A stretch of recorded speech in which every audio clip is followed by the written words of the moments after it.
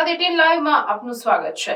સાવલી પાસેના ગોઠડા ગામ સ્થિત વિકાસ વિદ્યાલયમાં ભારતીય ફાઉન્ડેશનના સહયોગથી નિઃશુલ્ક આરોગ્ય ચકાસણી કેમ્પનું આયોજન કરાયું, જેમાં સ્ત્રી રોગ, બાળ રોગ અને આંખ સહિત સામાન્ય રોગના નિષ્ણાંત તબીબો દ્વારા ચકાસણી અને નિદાન કરાયું।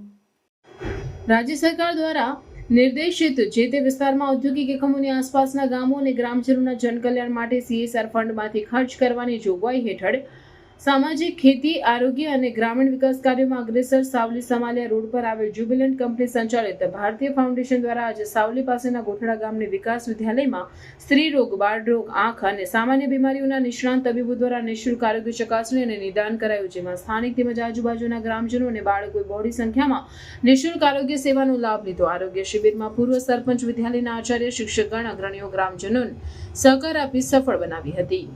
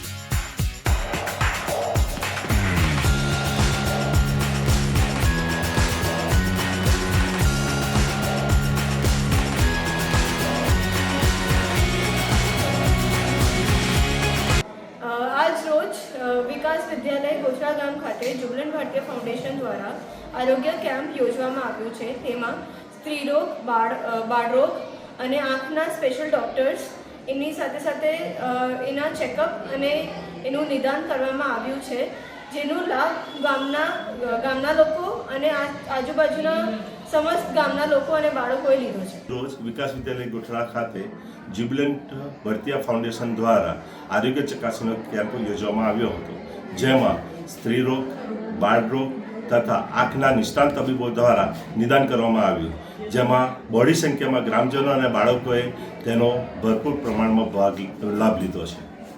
આપનું નામ? આચાર્ય RC રાણા, ગોઠડા।